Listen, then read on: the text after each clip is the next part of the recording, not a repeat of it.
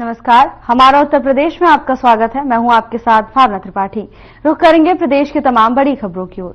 जम्मू कश्मीर के रामनगर विधानसभा क्षेत्र में आयोजित जनसभा को मुख्यमंत्री योगी आदित्यनाथ ने संबोधित किया।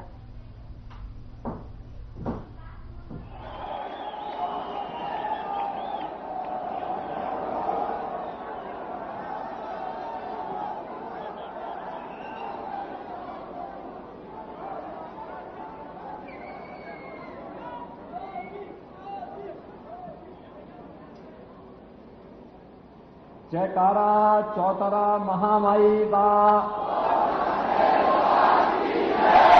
जयकारा शेरावाली माई का। भारत माता की, भारत माता की, भारत माता की। वंदे वंदे वंदे।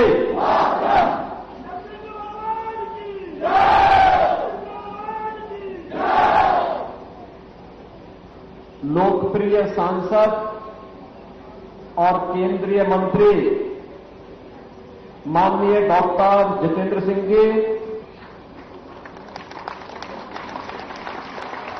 भारतीय जनता पार्टी के प्रदेश के अध्यक्ष सम्मानित श्री रविंद्र रैना जी, उत्तराखंड सरकार के मंत्री माननीय श्री धन सिंह रावत जी, भारतीय जनता पार्टी के रामनगर क्षेत्र से लोकप्रिय प्रत्याशी डॉक्टर सुनील भारद्वाज जी, उधमपुर ईस्ट के प्रत्याशी पूर्व विधायक और जो पहले इसी क्षेत्र से विधायक थे और जो जम्मू कश्मीर विधानसभा के सर्वश्रेष्ठ विधायक भी रहे हैं श्री रणजीत सिंह पठानिया जी,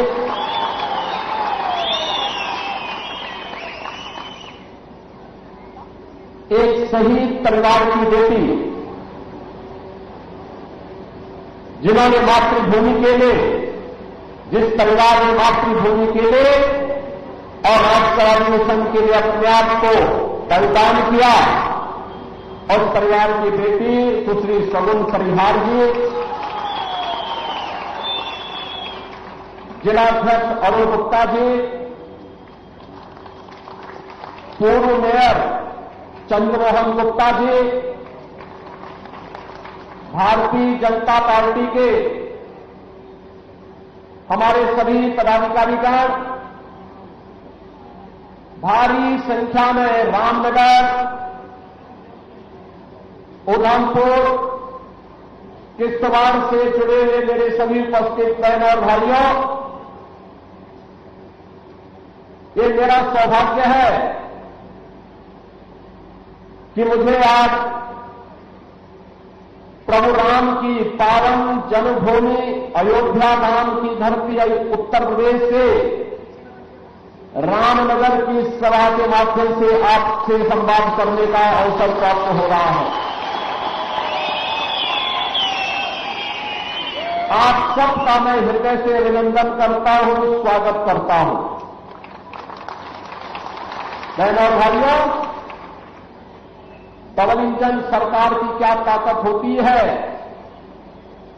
अगर इसका उदाहरण देखना है तो उत्तर प्रदेश के अंदर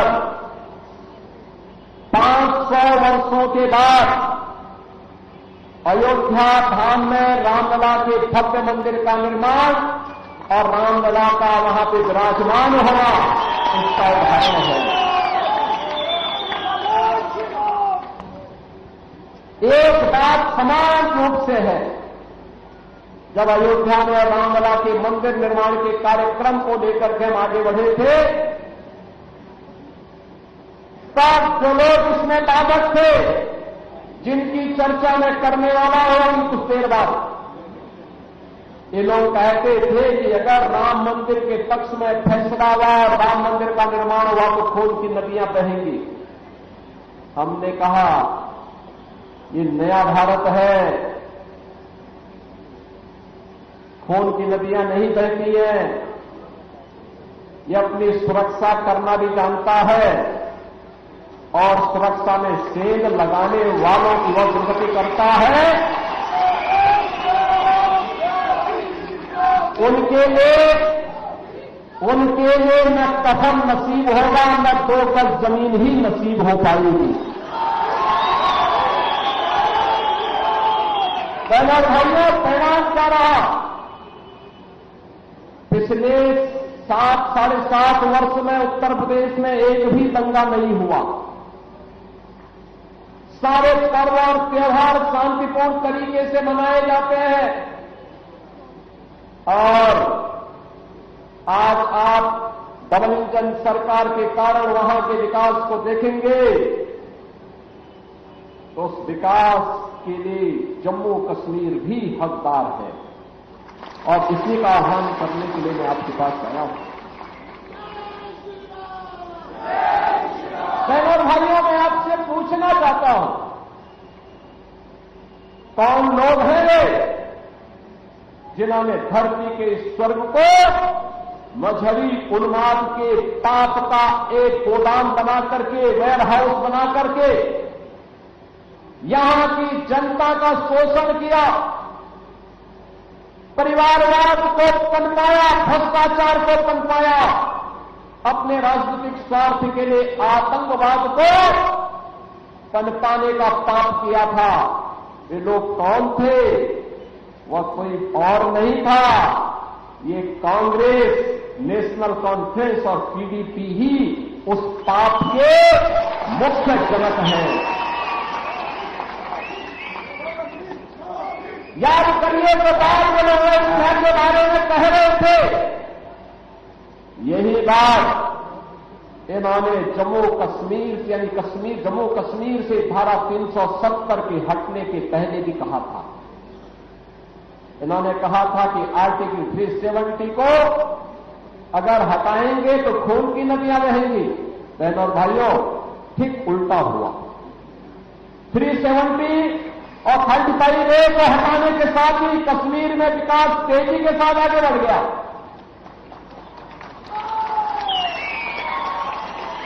तेजिस स्टेट के आज टूरिज्म डेस्टिनेशन का बेहतरीन स्टेट बन गया है। आज यहां हाईवे बन गए हैं। आज यहां पर IIT, IIM, एम्स जैसे संस्थान स्थापित हो रहे हैं। आज यहां पे देश का सबसे बड़ा और सबसे ऊंचा ब्रिज जम्मू कश्मीर के अंदर बन रहा है और यहां पे टनल बन करके दूरी को कम से कम करने के कार्य हो रहे हैं। आज यहां के नौजवानों के हाथों में रोजगार है। कांग्रेस, नेशनल कॉन्फ्रेंस और पीडीपी ने यहां के नौजवानों के हाथों में टैबलेट नहीं दिया, तमंचा पकड़ाया था, तमंचा पकड़ाने का काम कराया था। लेकिन भारतीय जनता पार्टी की मोदी जी के नेतृत्व की सरकार ने उन्हें स्किलफुल बना करके टैबलेट के साथ जोड़ करके उनके हाथों को रोजगार देने का कार्य किया है, रोजगार देने के लिए कार्य कर रही है। बहनों और भाइयों, मैं आज इसीलिए आपके पास आया हूं आपसे कहने के लिए, जम्मू कश्मीर विधानसभा का चुनाव इन्हीं बातों को लेकर के चल रहा है। जो लोग कहते हैं कि हमारी सरकार अगर आती है तो 370 हम फिर से वापस लाएंगे, यानी 370 को वापस लाने का मतलब आतंकवाद के पुराने दौर को, परिवारवाद के और भ्रष्टाचार के पुराने दौर को जम्मू कश्मीर पर फिर थोपने का एक कुत्सित प्रयास। ये लोग वही लोग हैं जिनको शांति नहीं चाहिए, जिनको सौहार्द नहीं चाहिए, जिनको विकास नहीं चाहिए, जिनको केवल सत्ता चाहिए, सत्ता चाहिए। और सत्ता प्राप्त होने के बाद इनका व्यवहार क्या होता है, ये किसी से छुपा हुआ नहीं है।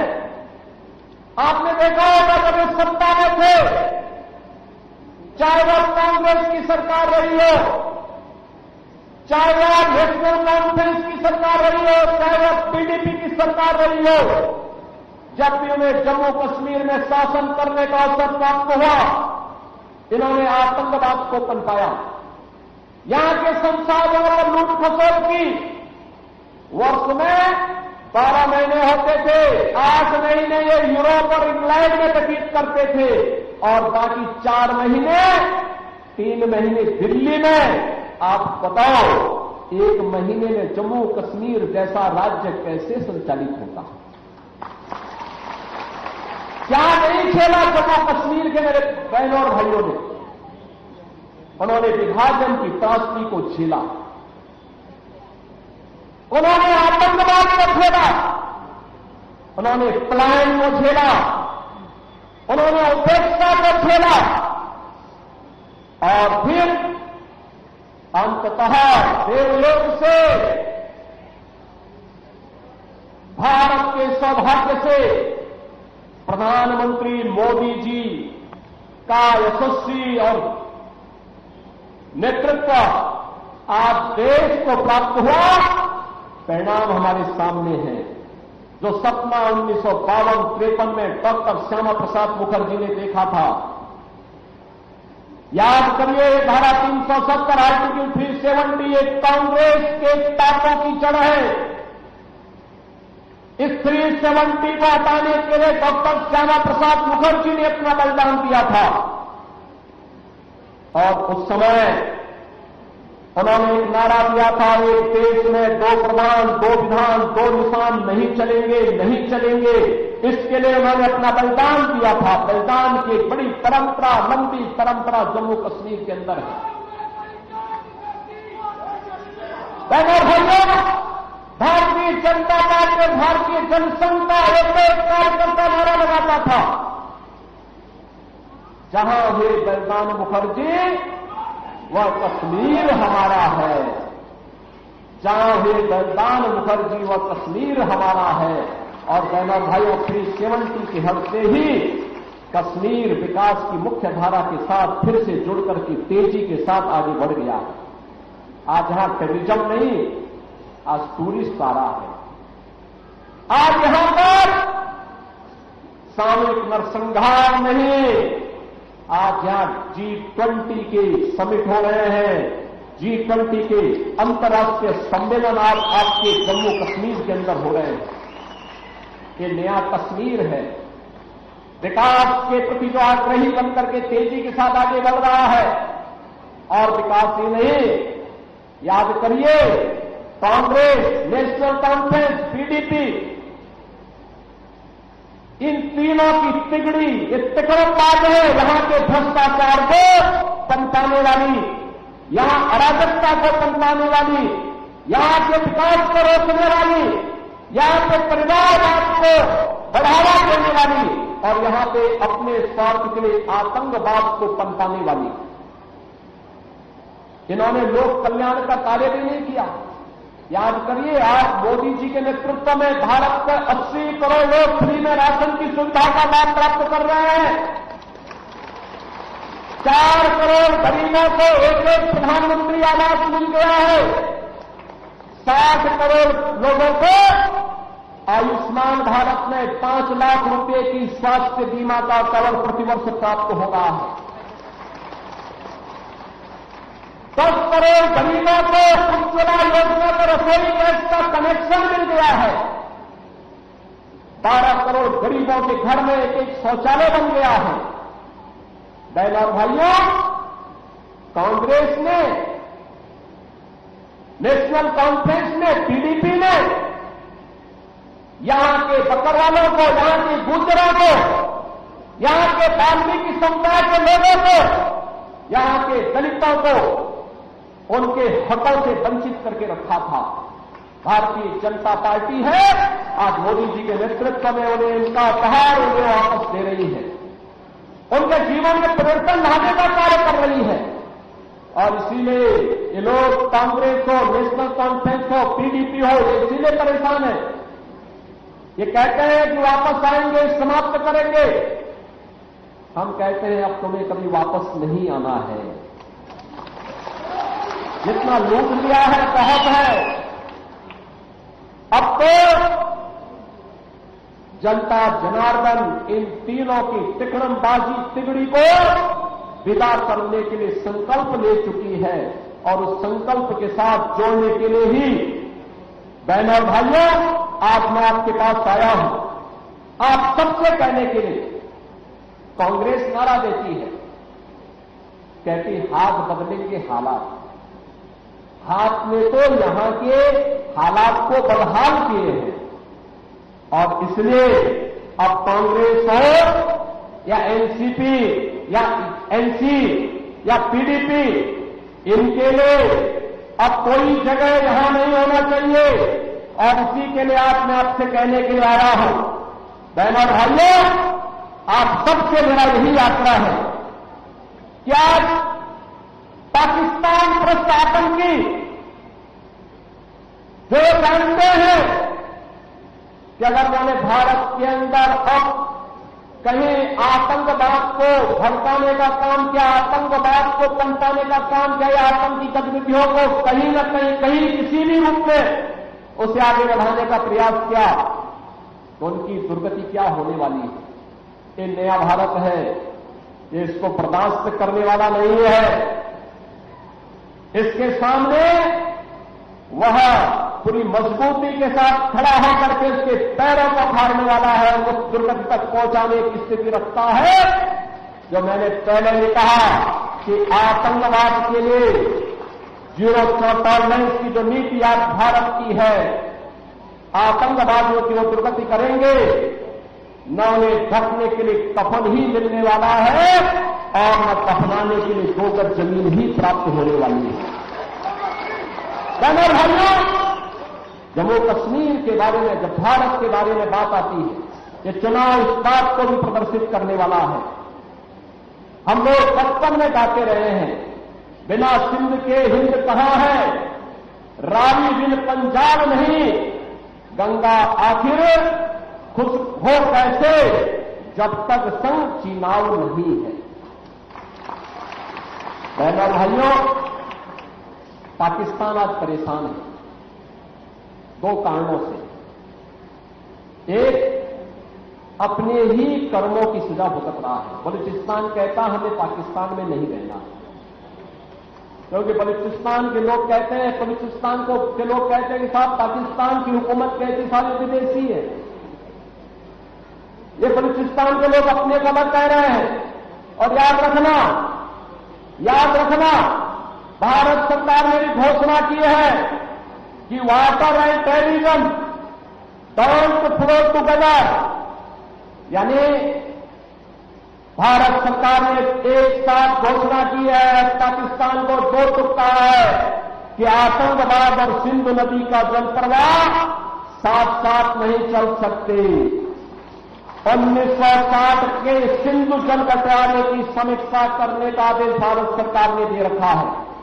1960 के जल बंटवारे का मतलब अभी तक तो पाकिस्तान के हाथों में इन 75 वर्षों में कटोरा आया है। अब एक एक बूंद पानी के लिए तरसेंगे लोग, एक एक बूंद पानी के लिए तरसने वाले हैं। बहनों भाइयों, मैं तो आपसे भी कहने के लिए आया हूं, जम्मू कश्मीर के अंदर भारतीय जनता पार्टी की डबल इंजन की सरकार लाइए, सुरक्षा और विकास भी पाइए और सरदेव अटल जी का सपना भी साकार करिए। जिन्होंने कहा था कि हमें खंडित भारत नहीं, अखंड भारत चाहिए, अखंड भारत का सपना साकार करना है। याद रखना, पाक अधिकृत कश्मीर तैयार बैठा है। वह भी कहता है कि हमें अब पाकिस्तानी हुकूमत के साथ नहीं रहना है। यहां भूखों मरने से अच्छा है कि हम जम्मू कश्मीर और भारत का हिस्सा बनेंगे और अखंड भारत के सपने को साकार करने में सहभागी बनेंगे। और बहनों भाइयों, ये जम्मू कश्मीर विधानसभा का चुनाव सीट इससे हमारे लिए महत्वपूर्ण है। मेरी आप सबसे अपील है, भारतीय जनता पार्टी ने अपने प्रत्याशी के रूप में रामनगर से डॉक्टर सुनील भारद्वाज को अपना प्रत्याशी बनाकर के आपके बीच उतारा है। डॉक्टर सुनील भारद्वाज, एक युवा और कर्मठ प्रत्याशी आपके बीच में है। ये रामनगर है, स्वाभाविक रूप से राजा राम के नाम पर और अयोध्या की स्मृतियों को भी आपके साथ जोड़ने के लिए रामनगर की स्मृति आपके साथ रहेगी। पिछली विधानसभा में सर्वश्रेष्ठ विधायक के रूप में जिस विधायक ने कार्य किया, ऐसे रणवीर सिंह पठानिया ये उधमपुर ईस्ट के प्रत्याशी है, उधमपुर ईस्ट के प्रत्याशी के रूप में आपके बीच में है। और सुश्री सगुन परिहार एक शहीद परिवार की बेटी, तीन लोगों ने, जिसमें से दो आज चुनाव बाकी हैं, लेकिन तीसरी बेटी भी इसलिए आई है कहने के लिए कि हमने हमारे परिवार ने बलिदान इसलिए दिया है, हमारा परिवार बलिदान इसलिए दिया है जिससे जम्मू कश्मीर अखंड भारत के निर्माण में अपना योगदान दे सके। उनके पिता ने, उनके चाचा ने अपना बलिदान इसलिए दिया।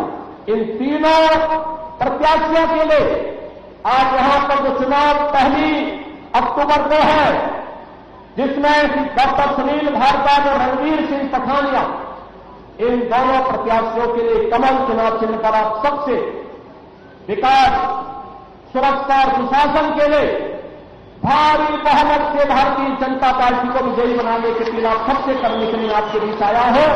आप सबका आशीर्वाद इन प्रत्याशियों को प्राप्त होगा। दोनों हाथ लाकर के मुझे आश्वस्त करो, आपकी आवाज उत्तर प्रदेश का अयोध्या धाम तक पहुंचनी चाहिए। दोनों हाथ लाकर के बताइए, देंगे तो मेरे साथ बोलेंगे, भारत माता की, भारत माता की, भारत माता की, जय श्री राम, जय श्री राम।